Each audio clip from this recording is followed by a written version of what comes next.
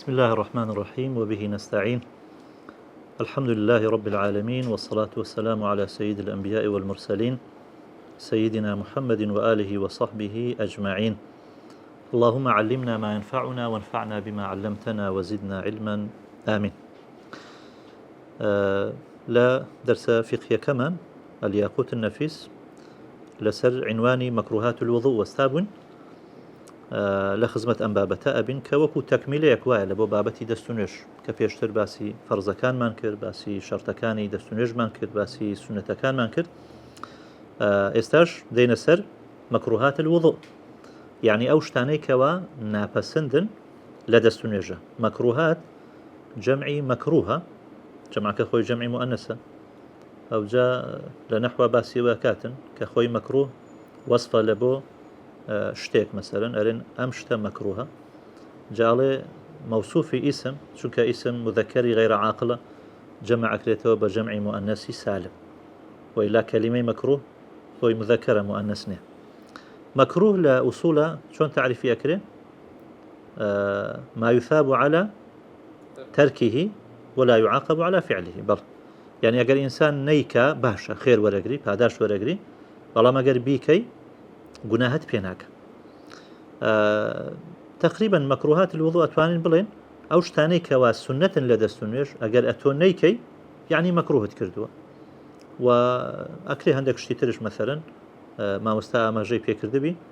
كمكروهات دستونيش زقل لوي كبيتسواني سنتك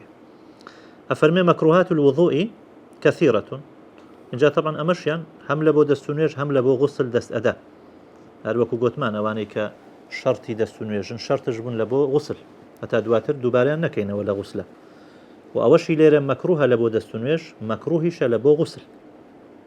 مەکروهەکان ئەفەرمێ زۆرن لەوانە تەرک التەیامن تەرکی ڕاستە و پێش چەپە خستن گوتمان ڕاستە سونەتە پێشان دەستی ڕاستە بشۆین دوای دەستی چەپە لە خۆشوشتنە مەسەلەن لای ڕاستە بە پێشی لای چەپە بێخین سنەتە جا ئەگەر ئینسان وای نەکرد مەثەلەن چەپەی پێشی شوشت دەستی چەپە پێشی دەستی ڕاستە دەستنوێژەکەی دروستە بەڵام کارێکی مەکروهی کردووە تەوان مخالفی سنەتە دووەمیان وتەرک المەضمەضة والاستنشاق وازهێنان لە ئاو لە دەوەرکردن و لە لوتوەرکردن چونکە ئەمە باسمان کرد لە محاضەرەی پێشووتر کە فەرمودەی لەسەرە و پێغەمبەر صلی الله علیه و سلم تاکیدی لەسەر کردیتەوە و هەتا لە مەذهەبی ئیمامی ئەحمەد مەضمەضە و استنشاق هەر واجبە جا ئەگەر ئینسان تەرشی بکە یعنی بە پێی ئەو مەذهبە هەر واجبی تەرک کردووە ئیمامی ئەبوو حەنیفە ئەفەرمێت لە غوسلیشە هەر واجبە یعنی مەضمەضە و استنشاق کەواتە بەلای کەمی وەکو سونەت ئێمە بیکەین باشە بۆی لەو خلافە دەربچین جا ئەگەر تەرکی ئەوە بکەی دیارە مەکروهێکمان کردووە لە نوێژ کارێکی پەسەند نییە والزيادة على الثلاث مەکروهێکی تر لەناو دەستونوێژە ناپەسەندێکی تر ئەوەیە کە زیاتر لە سێ جاران ئاو بە دم و چاو و دەست و باسک و قاچوانەیدا بکە ئەمە گوتمان ثەلاثەن هەموو ئەمانەی ئەندامەکانی دەستونوێژە سێجار لە بۆ غوسلش هەروە هەموو جسمەکە سێجار ئاوی پێداکەی بەڵام زیاتر لە سێجار ئەوە مەکروه و ناپەسەندە بەس طبعا ئەوە لە کاتێکدا کە تو دڵنیا بووی کە تەڕ بووە و سێجارەکەش ئەوە سێم جارە تەواو کردو بەڵام ئەگەر تەڕ نەبووی بیت نەک پێنج جارش ئاوی پێدا بکەی هەردەبی پێدا بکەی تا تەڕ دەبی و ئەگەر شکشت هەبوو لە عەدەدەکە ئەو کاتیش قەی ناکە مەسەلەن گوتت نازانم نە سێم جارە ئاو بە دم و چاوم داکەم نە دووەم جارە بە تو لای کەمەکە حسابەکەی جارێکی تر ئاو بە دم و چاو داکەی ئەمە قەی ناکە بەڵام کە دڵنیا بووی ئەوە ناکرێت لەبەر ئەو حەدیثەی کە عرابیەکە دێتە لای پێغەمبەر صلی الله علیه و سلم پرسیاری دەستنوێژی لێکە ئەویش سێجار یعنی پێشانی ئەدا کە ئاو بە دم و چاو دابکە و قاچ پێ و ئەوانە تا ئاخیرە دەستەکانی دوایەوە ئەفەرمێ هكذا الوضوء فمن زاد على هذا فقد أساء وتعدى وظلم فەرمی ئەمە دەستونوێژە بەڵام ئەوەی کە زیاتر لەوە ئاو سەرف بکە ئەمە ئەساء ینی کاری خراپی کردووە لەبەرچی چونکە مخالفی سنەیە وتعدى وظلم وزێدەڕۆیی کردووە وەستەمشی کردووە ستەمەکە ئەکرێ بۆ خۆی کە مخالفەی سنەی کردیە جۆرێکە لە ستەمکردن لە خۆت و ئەکرێز برێن زوڵمیشە لە خەڵک چونکە ئیسرافی کردووە ئەگەر وانە بە مەسەن ئەو لەوانەیە خەڵکێکی تر دەستنوێژی پیاڵ گرتبە. والنقص عنها طبعا گوتمان لۆ خۆششتنش هەمان شتە سێزار سونەتە زیاتر بەخۆی دابکات ئەویش هەر مەکروهە. والنقص عنها کەمتر لە سێزاریش هەر مەکروهە، چونکە گوتمان پێغەمبەر فەرمی صلی الله عليه وسلم هكذا الوضوء يعني ثلاثا کەواتە کەسەکە 2000 ئەو بەد مساوی دابکە یان بەس 1000 ئیکتیفا بەس بە واجبەکەی بکە. بەڵێ لە هەندێک حاڵەت کە ئاو نییە و مەسەرەن یان بە پەلەیەوە ئەوە بابەتەکە، بەڵام لە حاڵەتی تەبیعی و کە ئاو هەیە مەکروهە لە 3000 کەمتر ئاو بەد مساوی دابکە و بە ئەندامەکانی تری دەست و نوێژێ دابکە. چونکە لە هەمان حەدیث فەرمی فمن زاد على هذا أو نقص ئەو ڕیوایەتەش هەیە، یعنی چ زیاتر لە سێ چ کەمتر لە 3000 ئەوە ئەساء وظلم. والوضوء من الماء الراكد مەکروهی پێنجەم لە مەکروهاتی دەست و نوێژ ئەوەیە کە کەسەکە دەست و نوێژ هەڵبگری یان خۆی بشوە لە ئاوێک کە وەستاوە، یعنی ئاوی جاری نیە ئاوەکە بڕوە، یعنی مەسەرەن ئاوەکە بچیتە ناو ئاوەکە دەست و نوێژ هەڵبگری یان ئەندامەکانی لە ناو ئاوەکە ڕابکە لە کاتێکدا کە ئاوەکە زۆر نییە بە نیەتی تەطهور و دەست و نوێژ، لەبەر حەدیثی لا يغتسل أحدكم في الماء الدائم وهو جنب، دائم يعني وستا مقابل بە جاریە جاری لە کاتێکا کەوە لەشگرانە. بەڵام ئەگەر دەستخستنە ناوی بە ناوی ئیغتیراف بیت ئەو کاتی دروستە، یعنی بەو نیەتەی کە دێخیە ناوهەتە ئاو هەڵبگری بۆی کە دموساوتیان دەست و قاچەکەت پێ بشۆی ئەو کاتی ئیشکال نییە. والوضوء من فضل المرأة ئەفەرمێ مەکروهێکی تری دەست و نوێژ ئەوەیە کە کەسێک یعنی پیاو با بڵێن دەست و نوێژ هەڵبگری یان خۆی بشوە بەو ئاوەی کە مایتەوە لەی ئافرەت، یعنی ئافرەت ئەگەر بە ئاوێک دەست و نوێژی هەڵگرت و هەندێک ماوە یان خۆی شوشت هەندێک ماوە ئەڵێ مەکروهە پیاو بەمەیان دەست و نوێژ هەڵبگری یان خۆی بشوە. باشە، بەڵام ئەرێ مەبەستیەوەیە کە ئاوەکە زیاتر بی لە تەهارەی ئافرەتەکە لە کاتێکدا کە بە تەنها دەست و نوێژی هەڵگرت بیت. بەڵام ئەگەر ژن و پیاوێک مەسەرەن زەواجیان کردو و هاوسەری یەکدینە پێکەوە لە ئاوێکا دەست و نوێژ هەڵەگرن ئەو کاتی مەکروه نییە کە پێکەوەن، بەڵام بەجیا ئەڵێ ئەو کاتی مەکروهە. باش، بەس بەنسبەت پیاو لە بۆ پیاو ئافرەت لە بۆ ئافرەت ئیشکالی نییە کە بە ئاوی یەکتریانی ئەوەی کە ئەمینیتەوە لەو ئەوەی کە دایناوە لە بۆ دەست و نوێژ نەک ئەوەی کە مستعملە. واضحە؟ یعنی لە جامێکە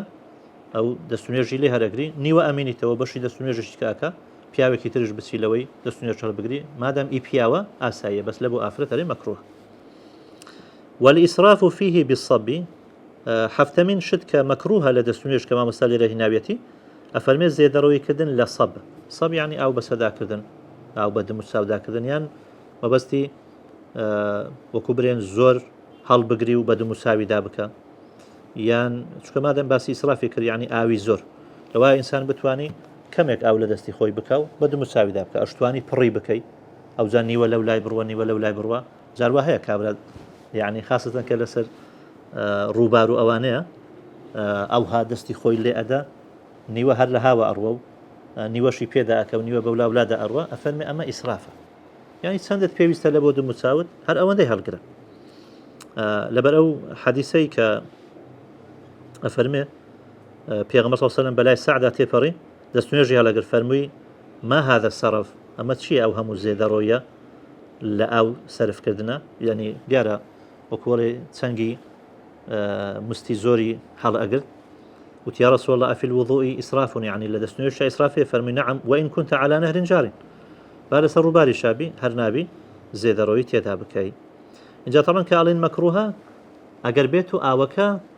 مولکی خۆی بیت یان وەکو ڕووبار یعنی ئاوشی زۆر بی و لە بۆ هەموو کەس وەکو یەکدی بیت ئەو کاتی یان ئی کەسێک بی ئیزنی پێداوی بڕێکاکە لەو ئاوە ئازادی چۆن دەست و نوێژ ئەشۆی و چۆن سەرفی ئەەکەی ئەو کاتی مەکروهە ئیسراف. ئەی ئەگەر هاتو ئاوەکە ئی خۆی نەبوو یان ئاوەکە لە بۆ تایبەت لە بۆ دەست و نوێژ وەقف کرابوو باشە ئەو کاتی هەر حەرامە ئەو ئیسرافە ئەبیتە حەرام. باش، دوای ئەوە دەینە سەر نەواقیض الوضوء پاشی مەکروهات الوضوء يعني أو شتانيك دستونيج هل أوشين نوا نواقض جمع نقضة نقض يعني هل وشان نوا يعني ها جريكا هل أوشيتوا بيقولون النقض جاليرا كان ما أم إنسان بواسطة دستونيجكي محكم بوا بلام كدستونيجكي شكاوى أو محكمية نماوى أفرمي نواقض الوضوء 4 أواني كدستونيج هل أوشين نوا دستونيجكي أشكين كما فيرن دستونيج شكاندن 4 الأول الخارج من السبيلين أوي كم كدستونيجي بي أشكيت هرشتك ديتا در ليكك لدو رقايك طبعا الفلامي سأل خارج توانين برن لبو استغراقه يعني كل خارج هرشي ديتا دروا لسبيلين سبيلينش ما بس رقاي بيشو باشا يعني القبل والدبر إنجا أوشتاني طبعا لا بيشو باش دينا دروا زورن بونمونا ميزو بيساي أما بإجماع وكفا فرمي أو جاء أحد منكم من الغائط يعني لحديثة فرمي لكن من غائط وبول ونوم باسي غائط وبول كردوا بيساي لقرميز ونستنش دوايا كباسي كن شتيتر مثلا كدر أتشي وكو هوا فساء كالعربي بيغوتي انضرات جاء أقر بدنك بي ضراتي بيغوتي انضرات أقر بدنك بفساء لا حديثة فرمي حتى يسمع صوتا أو يجد ريحا يسمع صوتا أولا بو دنگك بدنگك كبايا كدرشي أو يجد ريحا أولا بو كدنجي نبي أما دستونيجي أشياني طبعا مذي لبيش ودر أسيد أويش بإجماع دستونيج أشكينيت كسائلك أو شوي منية لدواي ميزة در أسيد باشا يان أو خويني كدر أسي لفرجي أفرد وكو خويني استحاضة شكا بيغمبر صلى الله عليه وسلم أمري كردو أو أفرتي كاستحاضة هي أبي همو جار دستونيجي بشواتوا كواتا أقد دستونيجي نشكابي ديارة دستونيجك بخروجي دمك بدرسيون خوينك دستونيجك أشي إيدي هرچي دربتي لبيش ولباش أو دستونيج أشينيد زانانا فرمون تشتيشي عادتي بي وكو ميزو بيساي وأمانة يان شتيكي نادر بيت إنجا أو شتيك در أتي بيز بيت وكو ويكا باس ما كر أوانا هم يان بيز بون يان طاهر بيت طاهر چونه وكو مثلا كرم أجر كرمك ل كومي إنسانك هات دروا مالي خاوينة بخاوين حسابك له إنجا كديت دروا منفصل بيت جياب بيتوا يان جيانة بيتوا يعني مثلا أجر كسك كرمي هبو هات دروا شو جوروا هذا دستونيجك أشياء با منفصلش نبي همو أمانة دستونيجي أشياء جا بخوشي خوي بيان بنا خوشي خوي بيت جاروا كابلا ناسار أكله دستونيجك أشياء إلا المنية جقلا مني طبعا مني هاد لا بيشو مثلا لا ذكر در أشيتن بلام لقر أوش دستونيجك ناشيني لبرشي لبروي قاعدة كمان خوي لقواعد فقهية الله ما أوجب أعظم الأمرين بخصوصه لا يوجب أهونهما بعمومه أو شتيك واجب أكا قولترين دوشتك بتايبتي خوي خصوصيتي خوي واجبناك أهونك بعمومك يعني ليلة كسيك مني در أشيد لبيني دستونيش هالقرتن وخوششتنا شي هي واجبك خوششنك بخصوصي خروجي منيك واجب أبي إنجا كواجب أبي قولك أهونك واجبناك بعمومك برن مادام خروجه لي أويش أقريتوا ألينا ليرة چونك مادام شتي تنتري لسر واجبه أوي أهونك لسر واجبناك ودواتر مثلا دستونيجك هرسي تجير خوششنك خوكا من يكدر أشي دبي خوي بشوا يك خوي أشوا عندما كان دستونيجش هذا بي بشوا بويا وقت برين أما تحصيل حاصلة وأسان كاريا بويا عليه دستونيج ناشي بلا أبي خوي بشوا الثاني دواميا لا أوشتاني كدستونيج أشكينن بطالة كنوا زوال العقل لا تشوني عقله جاء بنوستن بونمونا أو إجماعي لسر شو كإنسان نوست آجي لخونا ميني باشا حتى زانانا فرمون كآياتي دستونيج يا أيها الذين آمنوا إذا قمتم إلى الصلاة أفرمون باش شوا تفسيره كان يقول لخوي هستانوا بتانا بين وجبك إذا قمتم وطبعا الحديث كش أما جمان فكر كفرمي دستونيجك أشياء من غائط وبول ونوم نسنا كي لقرب اینجا طبعا نوستنمان هەیە و نوعاسیشمان هەیە. نوستن ئەوەیە کە ئینسان بچێتە حاڵەتێک هەز بە دەوروبەری خۆی نەکە و ئاگای لە خۆی نەبی و ئەگەر لە دەوروبەری قسە بکەن مەسەرەن هیچ ئاگای لێ نەبی و علامەتی نوستن چیە؟ ئەوەیە کە ئینسان بۆ نمونە خەون ببینێت. بەس ئەگەر هەز بە دەوروبەری خۆت بکەی و دەزانی ینی چ بە چرپێک ئەکەن هەندێک قسە ئەکەن لەگەر یەکتر بەڵام مەفهوم نییە ئەوە پێ دەگوترێت ناعیس نەک نائیم. جا لە حاڵەتی ناعیسا دەستونێژ ناشی هەتا با بڵێن خەوەکەی بەسەردانهێت. باشە ئەرێ ئەگەر کەسێک گومانی هەبوو ئایا نووسیە یان ناعیز بووە دەستونێژەکەی ناشێت چونکە اليقین لا يزول بالشك. جا علەما قیاسی سەر نەومیان کردووە کۆمەڵێک شت وتیانە ئەوەش وەکو نەوم دەستونێژ ئەشکێنی چونکە عەقڵ لا ئەبە. بۆ نمونە نخۆشی جاروایە ئینسان تایەکی وا ئەگری وەکو ئەرێ ئاگای لە عەمری دنیا نامێنی ئەوە دەستونێژەکەی ئەشێ کە بەخۆی دێتەوە ئەبێ دەستونێژ بشوات. یان سوکر سەرخۆشی بێهۆشکردن بەخۆی یان خەڵکێک بێهۆشی بکە. جنون شێتی مەثەلەن بێهۆش بوون یان تەخدیر و بەنج وەرگتن لە بۆ عەمەلیات و ئەمانە لە هەموو حاڵەتانە دەستونێژەکە ئەش إلا بنوم الممكن مقعده من محل قعوده. ئەوە ئیستیسنایە لە نووسنەکە یعنی حاڵەتێکمان هەیە ئەگەر چی کەسەکە نووسوشە دەستونێژی ناشێ ئەویش پێرن نەومی متەمەکین یان ممەکین مەقعده یعنی کەسەکە کە نووسووە لاڕانەکانی تەواو گەیاندۆتە ئەرز بۆشایی نییە. اینجا مەسەن پشت بە دیوارێکەدا یان بە هەر حاڵ وا دائنیشیت کە بە خەبەر دێ وەرنەگەڕاوە نەکەوتیتە سەر تەنشت و ئەمانە ئەو کاتەی دەستونێژی ناشکێت. لە حەدیث هاتووە کە سەحابە چاوەڕێی نوێژیان کردووە مەثەلەن هەتا پێغەمبەر سەڵسەمیان چاوەڕێی نوێژی عیشایان کردووە ئیدی خەویان لێکەوتووە سەریان شۆڕ بوویتەوە خوارەوە لۆ کۆشیان ئەو جا ثم يصلون ولا يتوضؤون. باشە لە حەدیثەکانی ترشکە هەیە مەسەلەن کە ئەگەر نووسی دەبی دەستونێژ هەڵبگری چۆن تەوافقیان کردووە فەرموویانە ئەوان کە دەستونێژان هەڵ نەگرتووە ئەوە نەومی متەمەکین بووە مەقعدەکەی ینی لاڕانەکانی تەمەکونی کردووە وەکو برەی یعنی قورساتێکی خستۆتە سەرێ من محلی قعودهی لەو شوێنەی کە لێ دانیشتووە بۆ شایش نەبووە. جاکارێ ممکن یعنی ئەگەر کەسەکە قاعید بی بەڵام بۆشایی هەبی یان بەسەر لایەکیدا زیاتر قووەتی دابی یان کەسێک کە پاڵ کەوت بیت لەسەر پشت نووسبی لەسەر تەنش نووسبیت ئەوە هەمووی تەبعاً دەستونێژی ئەشی. سێمیان التقاء بشرتي الرجل والمرأة الكبيرتين الأجنبيتين. هەر کاتێک پیستی ژن و پیا و بەریە کەوت باشە ئەوە تەڵەن مەبستی غەیری مەحرەمە و مەبستێوێت کە بالغ بن هەردووک لە لێ گوتی کەبیڕینی یعنی ئەگەر مناڵێکی گچکەرە بیت وەکو برەی ینی نیەتی شەهوەتی لێ نەئەکرێ ئەگەر پیاوێک دەستی وێکەوت مناڵە مەسەلەن 4-5 ساڵیە دەستونێژ ناشێ یان بە پێچەوانەوە ئافرەتێک مەسەلەن مناڵێکی کوڕ 3 ساڵی ماچ ئەکە دەستونێژی ناشێ. بەڵام ئەگەر هەردووشیان گەورە بوون و گەیشت بوونە حەدی شەهوەت و ئەمانە و ئەجنەبیش بوون یعنی مەحرەم نەبوون اینجا ئەم بەرکەوتنە پیس بە پیستەکە کە بەرئەکەویت چ بە عەمدی بی چ بە سەهوو بی بە شەهوەت بی یان بە غەیری شەهوەت بی بە دەست بی یان غەیری دەست بیت بە پێی مەذهەبی ئیمام شافعی بە قەزد بی یان بە بێ قەزد بیت لە هەموو حاڵەتەکان دەستونێژ ئەشێ. ئەو لامەستم النساء فلم تجدوا ماء فتيمموا ئەو لامەستوم بە قیراءەتی ئەو لەمەستومش هاتووە بۆیە ئەفەرمێ ئەوە لە بۆ جیماع نییە کە حەنەفیەکان ئەڵێن مەبەستی پێ جیماع و لە ئیبن مەسعود و ئیبن عومەرش خوالیان ڕازی بێ هاتووە أن القبلة من الملامسة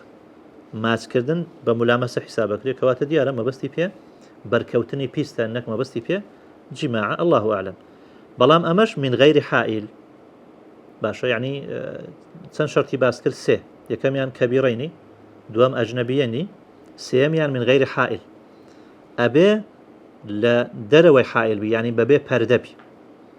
ئەگەر حائلێکە بوو لە بینی دەستی مەسەرەن پیاوەکە لەگەر دەستی ئافرەتەکە بۆ نمونە دەستەوانەی لە دەست بوو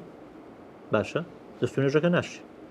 یان مەسەرەن دەستی لە ملیدا لەسەر لیباسی دەستونێژەکە ناشێ چونکە حائل هەیە هەروەها ئەفەرمون ئەگەر دەست بەر موو کەوت یان نێنووک یان ددان چونکە ئەوانش محەلی لەزەت نییە دەست و نوێژەکە ناشتێ. اینجا کە پیاوێک دەستی بەر ئافرەتێک ئەکەوی هەم لامیسەکە دەست و نوێژی ئەشێ ئیسمی فاعیلە نێوەی کە دەستی لێداوە و هەم مەلموسەکەش دەست و نوێژەکەی ئەشێ.